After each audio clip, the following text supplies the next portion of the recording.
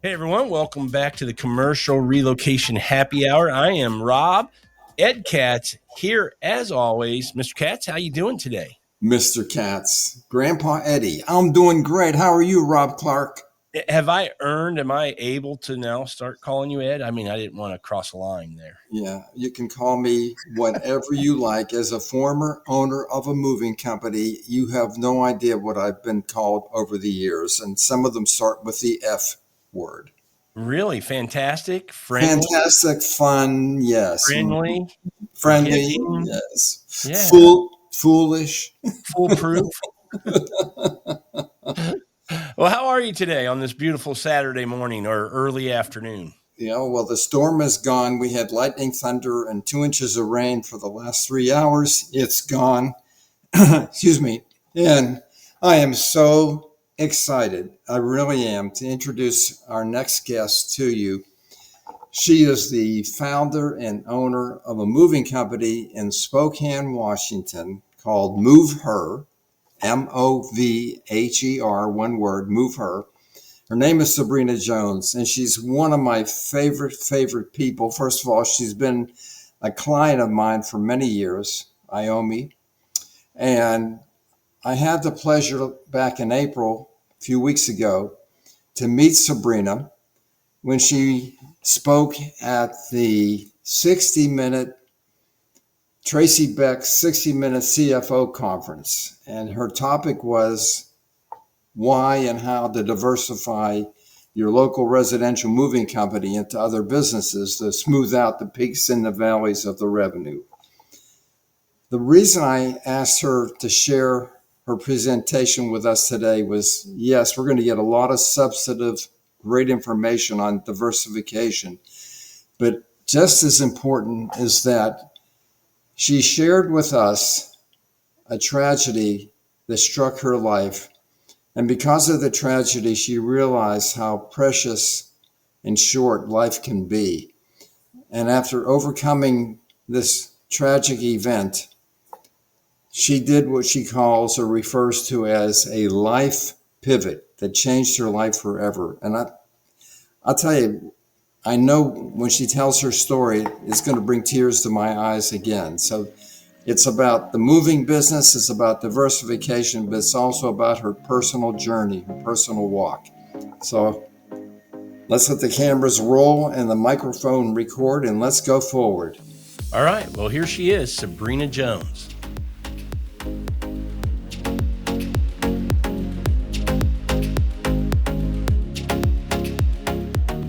So, by the end of this episode, I am going to share with you how you can unlock 7 additional streams of revenue for your business, regardless of where you are in the country or what your competitive landscape looks like. And I discovered this because of the single one most important decision I ever made in my life.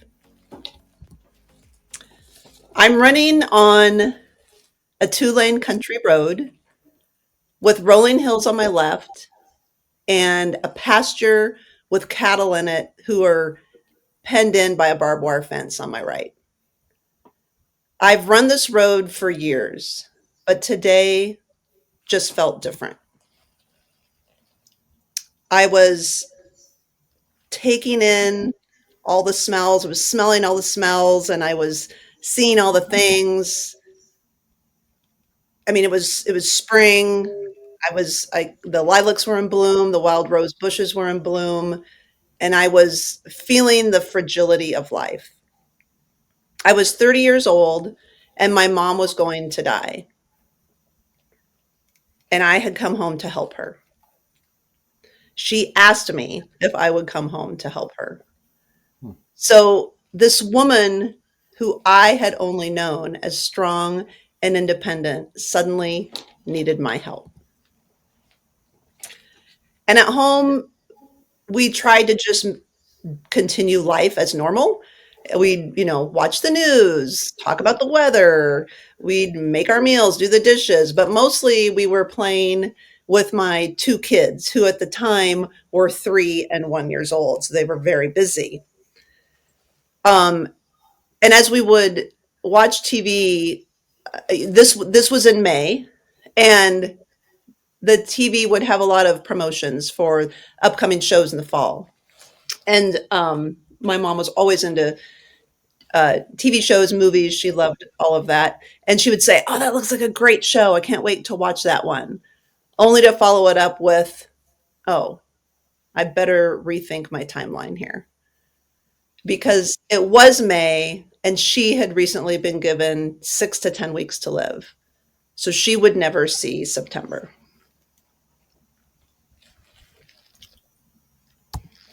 And you see, what she had at the age of 56, she didn't deserve.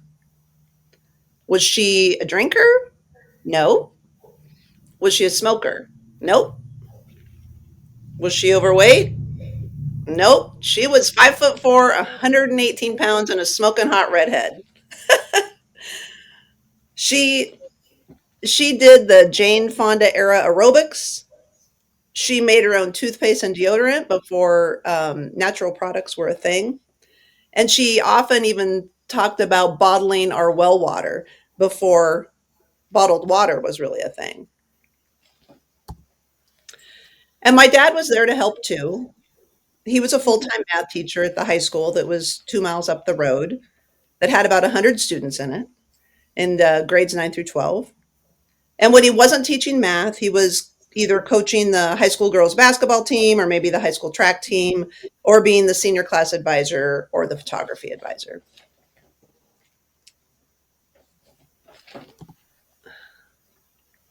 It was 3:46 p.m. on July 9th, 1996, when my world stopped. But the strangest thing happened. When I walked out of the hospital room that held the most important person in my life, I saw a clock on the wall with the second hand going round and around as though nothing happened, as though nothing terrible, awful, important, and everyone must know just happened. Time unapologetically continued. The most important decision I ever made in my life was to move back home with my two toddlers for the last 6 weeks of my mom's life. I pivoted because I could, and I knew it was the right thing to do. And my parents also pivoted. My dad had to become the caregiver. He had to make meals sometimes and couldn't seem to follow my mom's directions of how to make her homemade potato soup, which made her cry one day. And, drove her to the medical appointments, did all the things. And my mom also had to pivot to allow us to take care of her, to help her up the stairs, to go take a bath, wash her hair, help her get dressed.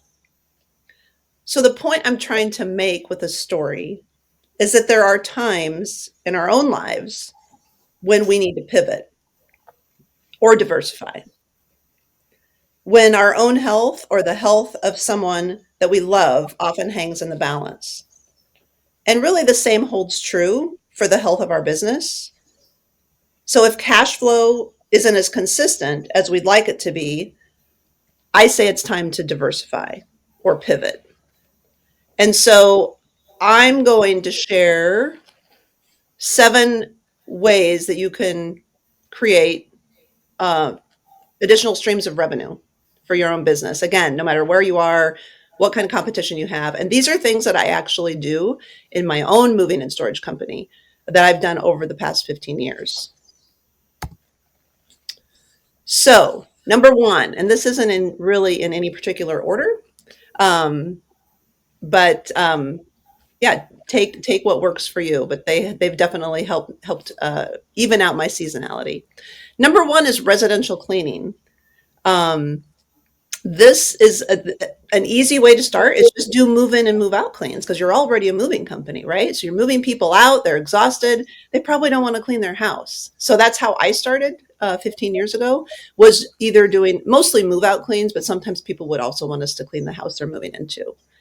And then as you continue to grow that, consider doing recurring cleaning. So like a maid service, offer to come in weekly, biweekly, monthly. It's really similar to storage. It's recurring revenue, and recurring revenue is powerful. And I just kind of pulled my numbers in my net profit for the cleaning company over the past couple of years, which you can see is pretty phenomenal. And the reason for the 2000% growth of my net profit back in 22, 23 was because I actually took it back over because it wasn't being run right. So, you have to inspect what you expect. And I started doing that in 22, 23, and that's what happened. And last year's well is still pretty impressive at over 500%. The resource that I use, I am a member of a nationwide cleaning coach kind of company. It's called themaidcoach.com. I would consider you to at least check it out. It's very valuable, has every single resource you could possibly want to know. So, number one, residential cleaning. Number two, shipping and receiving. This is pretty basic, I feel like. Again, you can see the year-to-date growth we've had in that with our company. I'm not sure why. I'm not sure why it's so crazy. We've just had a lot of interior designers reaching out to us. I guess we did create some new keywords and a little bit more verbiage on our website. Um, and we're using a software system called Tiger Asset, which our interior designers really love. And so they can see when their items were received. We take pictures, they can see all of that. So that's really super helpful. So if you have some warehouse space and you can do some shipping and receiving, I would encourage you to look into that as well. But it can be very labor intensive when you get all of these boxes coming into your warehouse and you have to open them up, inspect them, and take the pictures and that sort of thing. So you want to be on your game for sure with shipping and receiving. Number three, look into contracts with state agencies. So since 2013, so about 12 years, we have had a contract with the Department of Social and Health Services. And so these are folks who are low income or are disabled, and obviously they still need to move, but they can't afford it. And so you can apply to be a service provider for those folks in your area. And then another type of contract with your state is to look into your state's central purchasing office and see what it takes to become a vendor for your state for to move the state patrol or departments of fish and wildlife. I mean, think of any state or federal agency that's in, again, your state, and find out how can you be considered to be eligible to move those employees in those different departments. So that's been, again, these contracts have been great to offset that seasonality of just standard household good moves. Number four, commercial moving or O&I moving. So really, there's only one resource. We all know that.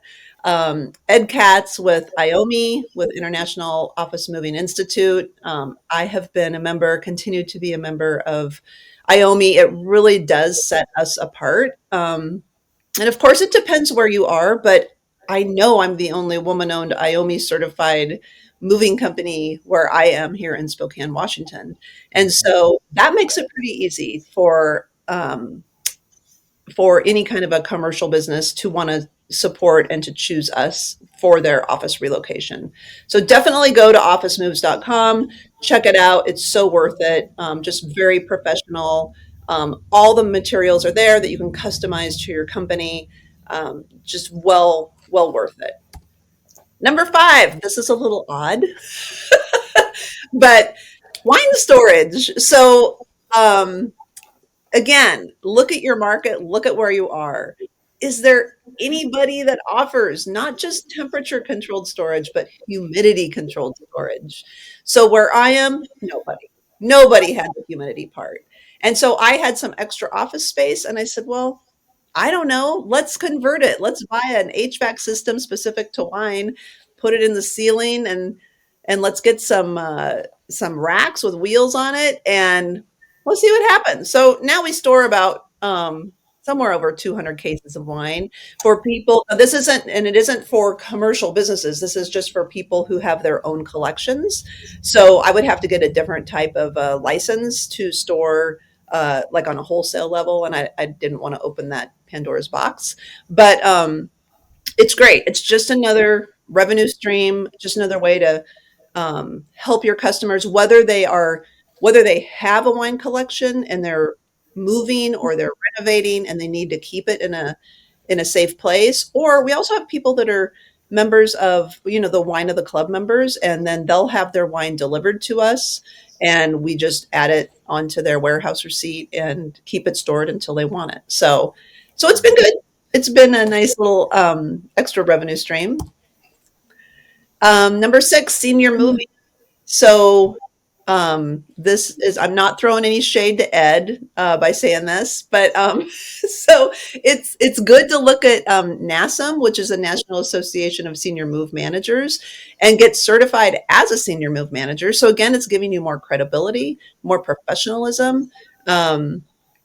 And I think it's really important with not only our older or more mature population, but their adult children who are looking for a company to trust, who understands the needs and concerns that they have, because a lot of the families don't live together in the same geographic area, right? So they are Googling, who am I going to use to move my parents that live in Spokane, Washington, when I live in Phoenix, Arizona? And they want to be able to have that level of trust. So again, having this sort of certification is going to give you and your business a leg up on setting you apart from other moving companies that don't have that. And then finally, look into space planning, organizing, decluttering. This can be for any age group. It can be for a young professional couple that just doesn't have time and they want to be more organized. They've got young kids. It could also be for an older person that needs to downsize because they're moving from their home, they're moving into a senior living facility, and they can't take everything with them. So I found a great organization called NAPO, the National Association of Productivity and Organizing Professionals, and very supportive, lots of great resources. And then I just recently hired somebody who's going to be dedicated to providing these services for my company. And so I feel like with this, along with the senior moving, I think really flow well together, mesh well together. So I'd encourage you to go to napo.net and check it out for yourself and see if that might be a good additional stream of revenue for your company. And so these are just different. I feel like sometimes we get so caught up in that I'm a moving company and I'm not going to do anything else. But we pivot a lot in our lives. I mean, we're always changing and we're always kind of morphing, and it's okay. Like it should actually be. I think it should be encouraged to go ahead and pivot, to diversify, to see what are your customers' needs, what else can you provide them? Because throughout our own lives, we're doing the same thing. We're doing the same thing in our own personal lives. Why can't we do it in our business? It's not all going to work all the time, but I think in the long run that it's worth it. So that is my story. Am I permitted to ask a question? I don't know. I guess so. I'll say yes, Ed. Go ahead. We'll censor it. We'll be very careful. No. I think it would be good to have a little conversation here at the end about her story. Okay. Good.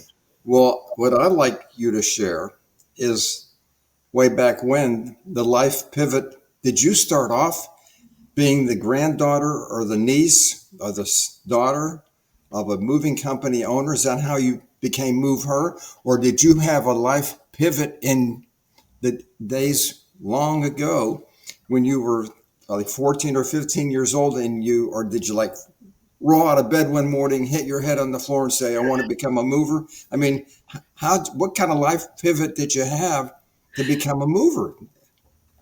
Yeah, that's a great question. No, I have no family connection My mom was a stay-at-home mom. Um, my dad, like I said, was a high school math teacher, and he also farmed 1,000-acre wheat and barley farm. And What? so we were bucking bales, we were driving truck, we, had cattle, chicken, pigs. Um, and so I had nobody in the industry. I knew I was going to college. I ended up marrying a doctor, a physician, and those are my two kids in the middle there. And and so I was a stay-at-home mom for 13 years.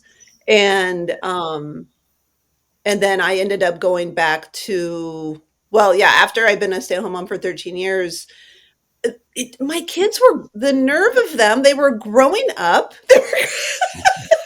And I was like, look, I have to figure out what is my own identity, because I knew they were still going to need me, but I also just didn't want to wait till they hit the magic age of 18. And it's like, okay, now I can do what I want, because like that to me is not real life. And so I found a job at Gonzaga University, go Zags. And I worked in the marketing and communications department. And after I was there for a couple of years, that's where I enrolled in their MBA program. And it wasn't long after I started working at Gonzaga that I got divorced. And then when I got divorced, my ex-husband was like, you can't come down here and get your stuff. And so you're going to need to get a truck and hire a couple people to come down and get it. And so that was kind of oh, huh. And working at Gonzaga, I loved it. But again, I was at a desk all day. And I was like, I just missed kind of um, being outside. And so yeah, kind of a combination of all of that. I was like, I bet I could run a moving company. Like, how hard could that be? And I was at this university, and so you can see in these pictures, like these are the kinds of people on the top that we were trying to get to work for us. Like we wanted, I still say today, I go, look, I didn't create a moving company to be average. Okay, so if any of you want to be average, you might as well just walk out that door right now. And I want you to be the best you can be while you're here. And so that's kind of how it started. Um, yeah, but no experience. My dad is 82 now and still lives in the house that I grew up in and that his grandparents built. And he'll shuffle into my office once in a while and he'll go, Sabrina, I don't know why you work so hard. Just like, well, gee, Dad, you retired 2 years ago. So I don't know. You tell me. Sabrina, you're not going to believe this. I became an office mover because of my divorce. I'm Really? swear to you. So my New York wife and my two children and I moved to Atlanta. She hated Atlanta. She took the kids back to New York, and she still lives in New York. And she took all the furniture, except she left me a little bit when she went back to New York. So I had to hire a moving company. And these two guys came in uniform, and it took them, two guys from a 3-story, believe it or not, I lived at the time in a 3-story apartment, like a townhouse. Yeah. Took them an hour and a half to do my whole move. That's how much I was left with or not left with. And I had been leasing office space for a year, and I had all these connections and contacts with office building management. And it looked so easy. That move was Right. executed so efficiently and so quickly and so smoothly. I could do that. It looks easy.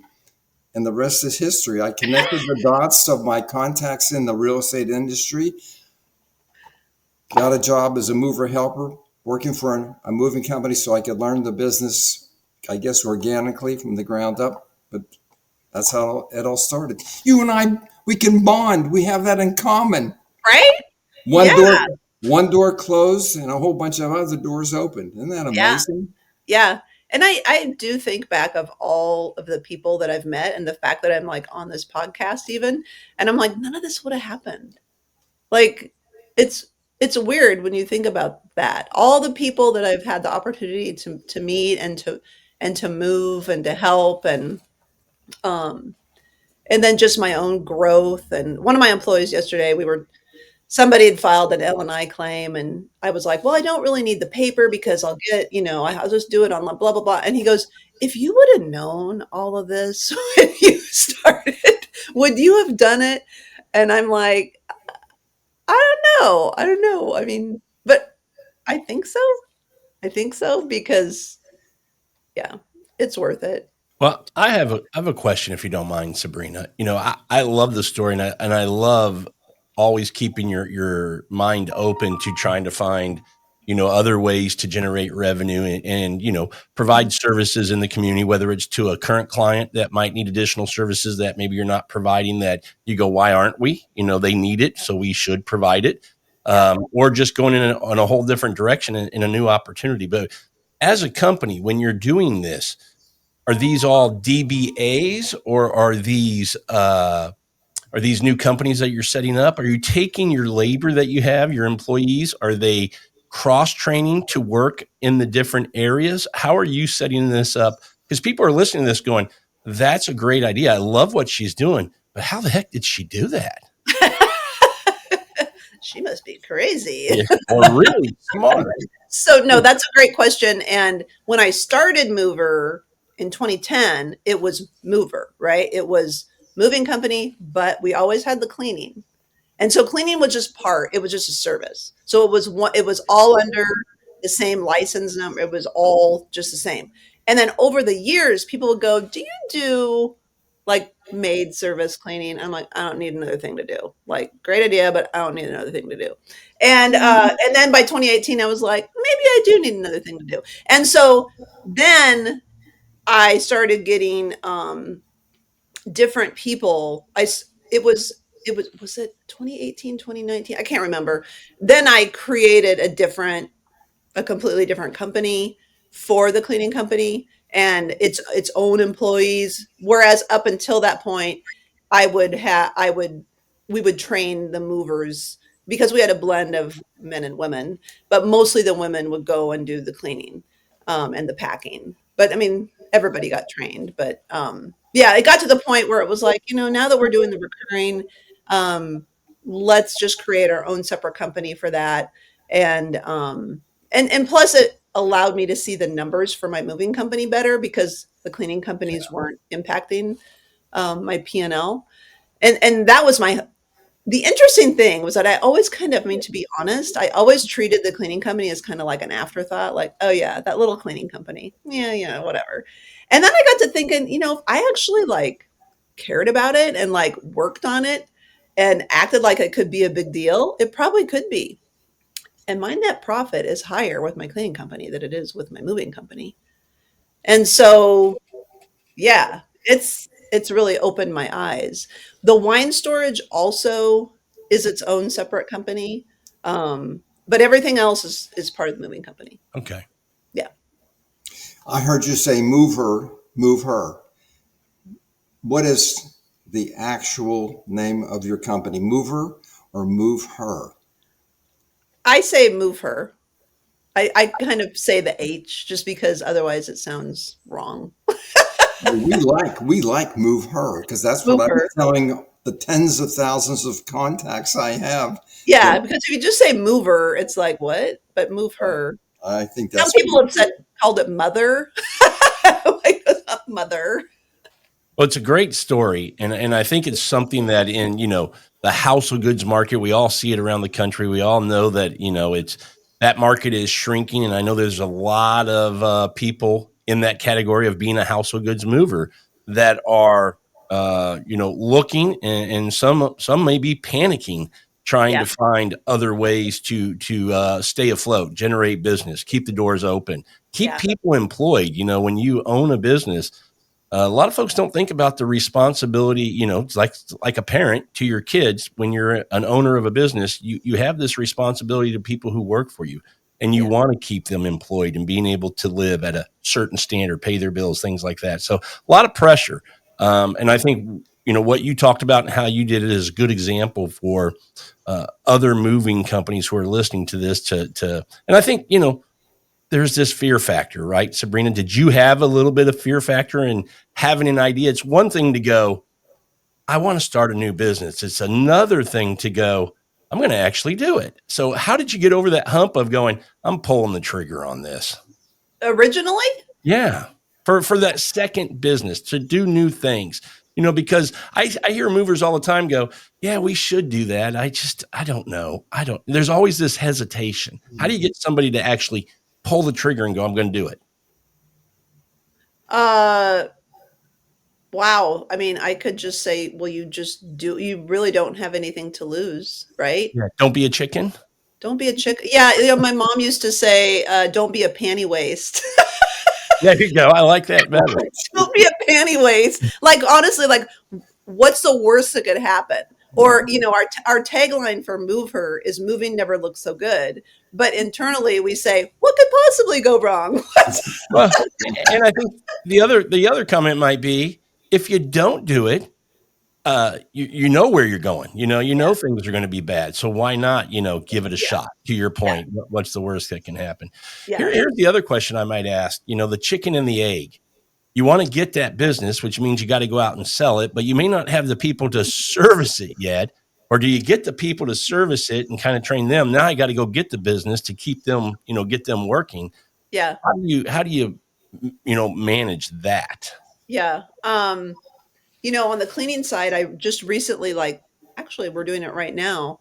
I think it's important to develop partnerships in your community with other local businesses. So on the cleaning side, we sent out an email to all of our recurring customers and we said, hey, we're partnering with a great window cleaner, guy that we trust. He does wonderful work. And if you would like a quote for exterior window cleaning, send us pictures of, just text us pictures of your windows on your house and we'll get it to him and we'll get you a quote. And of course, I had a conversation with him about this before I did that to make Sure. sure he was okay with it. And he was like, "Oh, I'd really appreciate it. That'd be awesome." And so we've had several of our customers go, "This is great. Yeah, like I've got graduation coming up, or I have a wedding coming up," and it's just, I mean, and of course we mark it up a little bit, not a ton, but we mark it up, and then we get it scheduled, and it's been awesome. So I think you can always have these, well, what about this? Or what if that? And you can just what if yourself to death, right? Yep. But I just go back to, like, how in the world did I start this moving company? I didn't know. And it's kind of the same thing. So you have to just get over that fear somehow. And sometimes not knowing or not thinking about all those what ifs is better. I think that's a great If I point. can interrupt for 1 second. If you listen to everything you just said, you know who you are? You are uniquely known, Sabrina Jones. You are uniquely known for solving your clients' worst nightmares. So now you're in the window cleaning business. I'd love to see you a year or 5 years from now, if I'm not room temperature, and because I think you listen to the customer. And I think just like you got into the maid service, into the wine storage business, into all the other things you're doing, you're great at listening to what else can I do for you? What are your Right. worst nightmares and problems? Because I'm Sabrina Jones and Yeah. I listen and I'm going to figure out a best practice method or solution to Yeah. help you out. That's who you are. You have just begun. Well, and I want them to know, like, I don't have all the answers, but I will work really hard to figure out I should join IOMI. Like, I should join NASM. I'm gonna find all these organizations that do have the expertise. And then if I'm members of those organizations, I would have access to those resources. So I can provide the best service in each of those areas to my customers. So Wow. it's not like I'm all knowing, but it's like, okay, I want to do the best job I can. And, it's kind of like being a member of Better Business Bureau too, right? And I look at that now as an investment instead of like an expense. I mean, it just validates who you are, that you hold up to a certain standard. And it's the same with IOMI. It's the same. Anyhow. So I think those things matter, and it's also like reaching out and having those partnerships with local businesses that say that they provide quality work, they stand behind what they do, and yeah. So yeah, I but agree with you 100% because I think partnering with people who provide solutions that your client might need is a great way to do it. And it's reciprocal, right? Yeah. You know, I'll bring in somebody that might be related to IT or furniture or something. And then when they have a client that needs moving related to one of their projects, they call me, and it kind of goes back and forth. But it does Right. gives us this depth of, you know, being able to provide services that are solutions to the client. I always say the client wants a turnkey solution. You know, they're not their job every day isn't to manage moves. Their job is whatever it is they've been tasked with. You're in charge of the office relocation. And so Yes. as much help as we can give them under one roof, our roof, to be able to solve all the issues they have, that's really what they're looking for.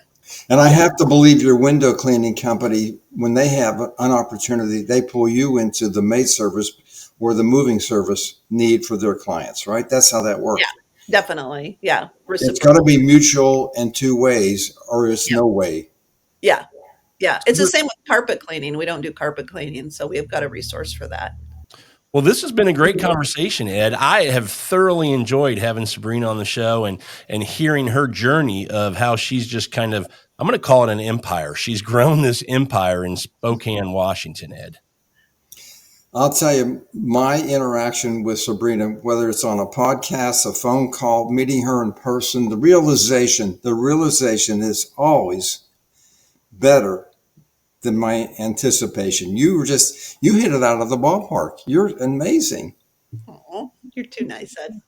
Sabrina, it's been great having you on. We really appreciate you taking some time on a Saturday morning to come on and chat with Ed and I. Really enjoyed the conversation and really getting to, you know, hear about your story, your journey. Thanks for the opportunity. It was great. I enjoyed it. All right. Thanks, everybody, for listening to this episode of the Commercial Relocation Happy Hour. And until we see you again, go move something.